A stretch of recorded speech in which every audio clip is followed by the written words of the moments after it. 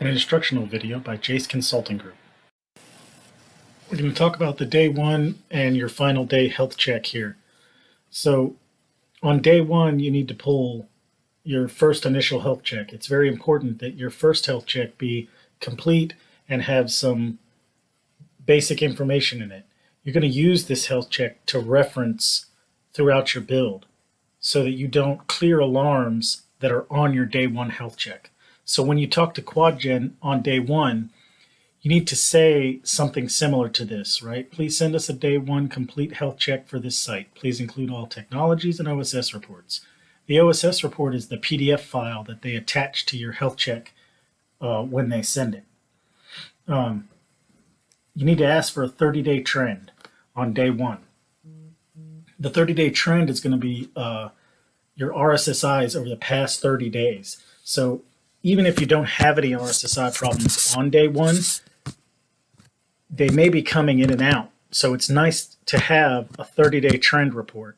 It's also required that we submit a 30-day trend report when you close the site out. So if you have that, we can look back and say, okay, RSSIs came in on day 4 of the build, but the 30-day trend shows that they were there 3 or 4 or 5 or 6 times prior to that. So then we can, kind of argue with the customer saying, hey, this is a recurring issue and we shouldn't have to fix it. When you get your day one health check back from QuadGen, drag that email and drop it into your Dropbox 2Crew folder so that you have instant access to it. You don't have to search for it. We have to turn the day one health check in anyway to the market. So it helps everybody, saves you time, saves us time if you drag and drop it into your 2Crew folder.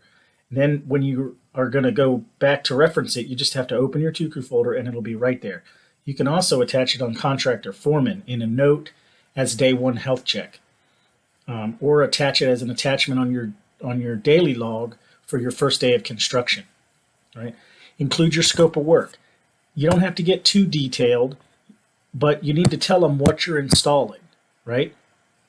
You need to ask QuadGen if the site's integrated for the stuff that you're supposed to be installing, especially if you're doing something like a radio swap out. For instance, you're taking 1900 radios RU12 B2s off the tower and putting in the dual band 19 and 2100, right, 8843s. If you're doing that, you need to make sure on day one whether or not your site is integrated for that swap out. If it is not integrated, then you cannot do the swap out. Even if the technologies are the same, the difference in RRU will make it so that live technology will not run. All right? Ask QuadGen if you're cleared to do any radio swap outs that might be required. They will tell you yes or no. Include your pre-work ID or a screenshot of your NFSD login. All right? And that's for your day one.